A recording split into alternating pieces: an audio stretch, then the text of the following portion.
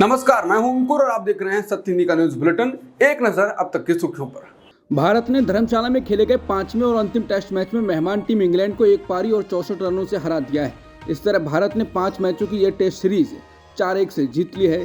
England की पहली पारी के 218 रन के जवाब में भारत ने अपनी पहली पारी में 477 रन बनाए थे। इस तरह पहली पारी में 259 रनों से पिछड़ने के बाद दूसरी पारी खेलने उतरी इंग्लैंड की टीम 195 रनों पर ही आउट हो गई।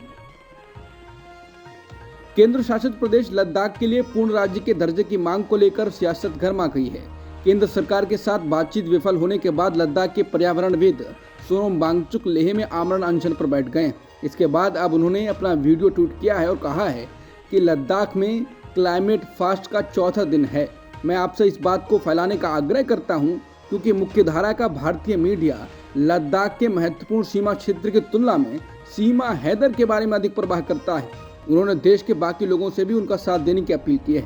बता दें, सोनम वांगचुक अनशन पर बैठे हैं, लेकिन ये खबर मीडिया से पूरी तरह से गायब है। एसबीआई ने अपनी वेबसाइट से चुनावी बॉन्ड से जुड़े दस्तावेज हटा दिए हैं। ये घटनाक्रम ऐसे समय में सामने आया है कि जब बैंक ने राजनीतिक दलों द्वारा भुनाए गए चुनावी बॉन्ड का विवरण जमा करने के लिए 30 जून तक का समय मांगा है। रिपोर्ट के अनुसार जो लिंक या वेब पेज एसबीआई की वेबसाइट पर मौजूद नहीं है, उनमें डोनर्स यानी चंदा देने वालों के लिए ऑपरेटिंग दिशा निर्देश और अक्सर पूछे जाने वाले प्रश्न वेब पेज शामिल हैं। केंद्रीय गृह मंत्री अमित शाह ने शनिवार को बिहार की राजधानी पटना में एक बड़ी जनसभा की। अति पिछड़ा महासम्मेलन को संबोधित करते हुए उन्होंने एक साथ कांग्रेस और आरजेडी पर हमला बोला। अमित शाह ने कहा कि सोनिया गांधी अपने बेटे राहुल गांधी को प्रधानमंत्री बनाना चाहती हैं, जबकि लालू यादव अपने बेटे को मुख्यमंत्री बनाना चाहते हैं। उन्होंने कहा कि इन दोनों को केवल अपने परिवार की चिंता है, क्योंकि दोनों ही परिवारवादी पार्टियां हैं। उन्होंने राज्य की सभी 40 सीटों पर जीत का आह्वान करते हुए कहा कि 2024 में बिहार की जनता मोदी जी की झोली में 40 की 40 सीटें डालेगी। पीएम ने कंटेंट क्रिएटर्स को अवार्ड देने के दौरान एक किस्सा सुनाया था कि कैसे वो ट्रेन में सीट पाते थे। उन्होंने कहा था कि वो ट्रेन में लोगों का हाथ देखने लगते थे, तभी तुरंत लोग मेरे लिए सीट का व्यवस्था करते थे। हालांकि ट्विटर पर उनके इस किस्से को लेकर रिएक्शन आ रहे हैं। सलिल त्रिपाठी नाम के यूजर ने लिखा है कि मुझे माफ करें, ये घटना मेरे मामा बकुल त्रिपाठी, जो एक प्रसिद्ध हास्य लेखक हैं, उनके निबंध से चुराई गई है। उन्होंने 40 वर्षों तक कॉलम लिखी। उनकी मृत्यु 2006 में हुई। इस निबंध को हाथ देखने की कला कहा जाता है। इसके बाद योगेंद्र यादव ने कहा है कि मतलब कि झूठ बोलने की कहानी भी झूठी थी। तमिलनाडु में सत्तारूढ़ पार्टी डीएमके ने कांग्रेस और कमल हसन की मक्कल निधि मय्यम के साथ सीट बंटवारे के समझौते को अंतिम रूप दे दिया है। सूत्रों का कहना है कि कांग्रेस को 10 सीटें मिलने की संभावना है, जबकि कमल हसन की पार्टी को 1 सीट मिल सकती है। एनडीटीवी की रिपोर्ट में कहा गया है कि सूत्रों का कहना है कि आधिकारिक घोषणा शनिवार शाम को कांग्रेस और डीएमके की संयुक्त बैठक के बाद की जाएगी।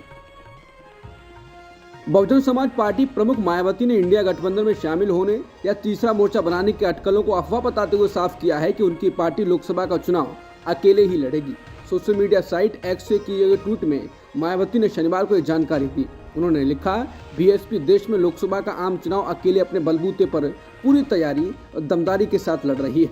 ऐसे में चुनाव गठबंधन या तीसरा मोर्चा आदि बनाने की अफवाह फैलाना घोर फेक व गलत न्यूज है। मायावती ने लिखा कि मीडिया ऐसी शरारतपूर्ण खबरें देकर अपनी विश्वसनीयता न खोए और लोग भी सावधान रहें। मध्य प्रदेश कांग्रेस के बड़े नेता सुरेश पचौरी कांग्रेस से शनिवार को बीजेपी में शामिल हो गए। उसके साथ ही उनके समर्थक भी भाजपा में आ गए। पचौरी पार्टी का बड़ा चेहरा रहे। वो 4 बार राज्यसभा के सदस्य रहे। यूथ कांग्रेस से राजनीतिक जीवन की शुरुआत करने वाले पचौरी की गिनती नेहरू गांधी परिवार के बेहद विश्वासपात्र नेताओं में रही। मनमोहन सिंह सरकार में सुरेश पचौरी स्वतंत्र प्रभार वाले रक्षा राज्य मंत्री रहे। संसदीय कार्य विभाग उनके पास रहा। वो डीओपीटी विभाग को भी मनमोहन सरकार में संभालते रहे। सुरेश पचौरी को मध्य प्रदेश कांग्रेस के अध्यक्ष पद की बागडोर भी सौंपी गई। केंद्रीय इकाई में अनेक महत्वपूर्ण पद संभाले। हालांकि मध्य प्रदेश अध्यक्ष की बागडोर मिलने के बाद शिवराज सिंह सरकार को हरा पाने में वो सफल नहीं हो सके थे। सुरेश पचौरी की बीजेपी में जाने के बाद दिग्विजय सिंह ने टिप्पणी की है। उन्होंने कहा कि सुरेश, भला 50 साल का रिश्ता भी कोई यूं तोड़ता है? आपको तो संघर्ष के दिनों में संबल बनकर साथ खड़ा होना था। क्या धर्म ये नहीं सिखाता कि अपनों के सुख दुख में साथ रहें? राम मंदिर में आस्था उचित है, लेकिन राम की मर्यादा को क्यों भूल गए? सच का साथ देने के लिए संघर्ष के पथ पर निस्वार्थ चलने की सीख ही राम के प्रति सच्ची आस्था होती है। बाकी सब स्वार्थ है। जिस नेहरू गांधी परिवार की बदौलत आपने समाज में नाम और सम्मान कमाया, उसे बेगाना कर गए, वो भी उनके लिए जिनके खिलाफ हम सब ने सारी लड़ाई लड़ी। अब बीजेपी कह रही है कि आप उनके ही थे और अब घर वापस लौट रहे हैं। खैर, आप जो भी करें मगर राम के नाम पर ना करें, ये राम की सीख तो नहीं है। सुरेश पचौरी के बीजेपी में शामिल होने के बाद शिवराज सिंह चौहान ने कांग्रेस पार्टी समेत राहुल गांधी पर जोरदार हमला बोला है। शिवराज सिंह चौहान ने कहा कि मैंने पहले ही कहा था कि महात्मा गांधी ने आज़ादी के बाद कहा था कि कांग्रेस को भंग कर देना चाहिए और नए राजनीतिक दल बने, लेकिन जवाहरलाल नेहरू ने सत्ता के स्वार्थ के कारण कांग्रेस को भंग नहीं होने दिया और आंदोलन का लाभ उठाया। राहुल गांधी महात्मा गांधी के सुझाव के अनुसार कांग्रेस को पूरी तरह खत्म करके ही चैन की सांस लेंगे। कांग्रेस के सारे अच्छे नेता पार्टी के दिशाहीन नेतृत्व से थक चुके हैं।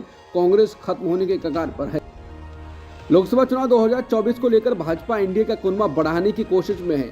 इसी बीच पिछले कई दिनों से अटकलें लग रही हैं कि भाजपा और बीजेडी के बीच गठबंधन हो सकता है। वहीं अब खबर आ रही है कि सीटों के बंटवारे को लेकर दोनों दलों के बीच पेच फंस गया है। सूत्रों का कहना है कि इन दलों के बीच पुरी और भुवनेश्वर सीट को लेकर सहमति बनती नहीं दिख रही है। सीट बंटवारे को लेकर सहमति नहीं बनने के बाद गठबंधन को लेकर हो रही बातचीत अब थम सी गई है। मीडिया रिपोर्ट्स के मुताबिक ओडिशा में भाजपा के अध्यक्ष मनमोहन सामल ने बयान दिया है कि दोनों दलों के बीच गठबंधन को लेकर कभी वार्ता हुई ही नहीं। उन्होंने कहा कि उनकी पार्टी ओडिशा में सरकार बनाना चाहती है, हम राज्य में अकेले चुनाव लड़ेंगे। वहीं प्राप्त सूचना के मुताबिक बीजेपी अध्यक्ष और सीएम नवीन पटनायक के करीबी बीके पांडियन और प्रणब प्रकाश दास भाजपा शीर्ष नेतृत्व के साथ वार्ता के लिए गुरुवार को नई दिल्ली गए थे। अब ये दोनों भी भुवनेश्वर लौट गए हैं। कांग्रेस महासचिव जयराम रमेश ने शुक्रवार को जारी पार्टी की पहली सूची को तगड़ा करार दिया है। जयराम रमेश ने यह भी कहा कि ये पहली सूची है और आगे आने वाली सूचियों में कई बड़े नाम आएंगे। शुक्रवार को जारी पहली सूची में कांग्रेस के सीनियर नेता राहुल गांधी केरल के वायनाड से चुनाव लड़ेंगे। इस सूची में केरल के अलप्पुझा से पार्टी के संगठन महासचिव केसी वेणुगोपाल और छत्तीसगढ़ के राजनांदगांव से राज्य के पूर्व मुख्यमंत्री भूपेश बघेल का नाम भी शामिल है। जयराम रमेश ने दावा किया कि उनकी पार्टी में जिले से नाम आते हैं, जिस पर प्रदेश कांग्रेस समिति में विचार होता है और तब केंद्रीय चुनाव समिति नामों पर अंतिम फैसला लेता है। जयराम रमेश ने बीजेपी पर आरोप लगाया कि वहां केवल 2 लोग ही फैसला लेते हैं। उन्होंने बीजेपी की पहली सूची के 2 उम्मीदवारों के बाद में नाम वापस लेने की घटना पर निशाना भी साधा। राहुल गांधी ने कहा है कि क्या हमने कभी सोचा है कि गरीब कौन है, कितने हैं और किस हालात में हैं? क्या इन सभी की गिनती जरूरी नहीं? बिहार में हुई जातिगत गिनती से पता चला कि गरीब आबादी के 88% लोग दलित, आदिवासी, पिछड़े और अल्पसंख्यक समाज से आते हैं। बिहार से आए आंकड़े देश की असली तस्वीर की एक छोटी सी झलक मात्र है। हमें अंदाजा तक नहीं है कि देश की गरीब आबादी किस हाल में जी रही है। इसलिए हम 2 ऐतिहासिक कदम उठाने जा रहे हैं।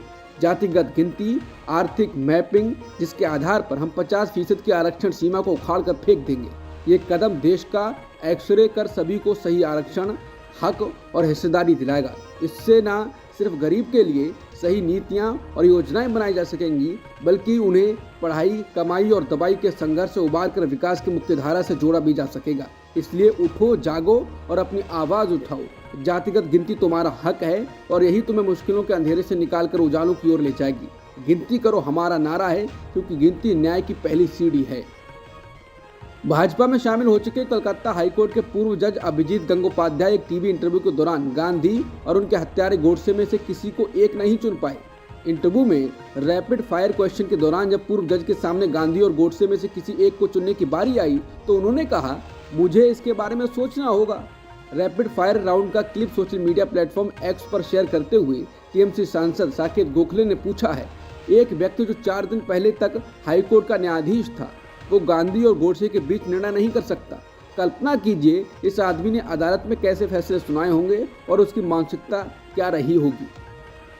जाने माने यूट्यूबर एल्विश यादव और उनके साथ कुछ अन्य लोगों पर गुरुग्राम के सेक्टर 53 में स्थित एक शॉपिंग मॉल में दिल्ली के कंटेंट क्रिएटर के साथ मारपीट करने का आरोप लगा। समाचार एजेंसी पीटीआई के अनुसार हरियाणा पुलिस ने शुक्रवार को ये जानकारी दी।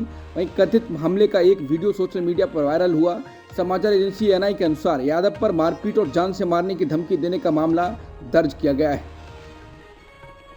मणिपुर पुलिस ने एक बयान जारी कर बताया था कि शुक्रवार को थौबल निवासी और भारतीय सेना के जेसीओ कोसम खेड़ा सिंह का कुछ अज्ञात हथियारबंद बदमाशों ने उनके घर से अपहरण कर लिया था। पुलिस के अनुसार छुट्टी के दौरान वो अपने घर आए हुए थे, तभी यह घटना घटी। सैन्य अधिकारी के अपहरण के बाद मणिपुर पुलिस ने तलाशी अभियान चलाया और उन्हें कागचिंग के वाईखोंग इलाके से उन्हें बचा लिया। इस मामले की जांच के लिए पुलिस ने एक केस दर्ज किया है। प्रधानमंत्री मोदी असम के काजीरंगा राष्ट्रीय उद्यान के दौरे पर पहुंचे। इसके बाद कांग्रेस ने पूर्वोत्तर के विभिन्न हिस्सों में बढ़ती अशांति को लेकर केंद्र पर हमला किया और पूछा कि पीएम को अभी तक हिंसा प्रभावित मणिपुर का दौरा करने का समय क्यों नहीं मिला। बता दें, काजीरंगा में पीएम मोदी ने हाथी की सवारी की, जिसका फोटो सोशल मीडिया पर चल रहा है। पूर्वी लद्दाख में चीन के साथ सीमा संघर्ष के 4 साल पूरे होने को हैं। वहीं प्रधानमंत्री मोदी ने आज शनिवार को अरुणाचल प्रदेश में चीन के पास ही सेला सुरंग का उद्घाटन कर दिया। इस सुरंग का निर्माण 825 करोड़ रुपए में हुआ है, जो तेजपुर से तवांग को जोड़ने वाली सड़क पर पश्चिम कामेंग जिले में 13,700 फीट की ऊंचाई पर है। इसकी आधारशिला पीएम मोदी ने फरवरी 2019 में रखी थी। हिमाचल की कांग्रेस में विद्रोह की चर्चा उत्तराखंड में हो रही है, क्योंकि सत्ताधारी पार्टी के 6 बागी विधायक ऋषिकेश पहुंच गए हैं। उनके साथ 3 निर्दलीय और भाजपा के भी 2 विधायक मौजूद हैं। इससे पहले कांग्रेस के सभी बागी विधायक चंडीगढ़ के ललित होटल में ठहरे हुए थे। विधायकों को ऋषिकेश के एक निजी होटल में ठहराया गया है। यूरोपीय आयोग की प्रमुख उर्सुला वॉन डेर लेयन का कहना है कि गजा में राहत कार्यों को बढ़ावा देने के लिए एक समुद्री गलियारा इस हफ्ते के अंत तक शुरू हो सकता है। उनका ये बयान अमेरिका के राष्ट्रपति जो बाइडेन के उस बयान के एक दिन बाद आया है, जिसमें उन्होंने कहा था कि अमेरिका ने गजा के तट पर एक तैरता हुआ घाट यानी फ्लोटिंग पियर बनाने की योजना बनाई है। अब तक की सुर्खियों में इतना ही। बाकी खबरों के लिए बने रहिए सत्यहिंदी.com के साथ।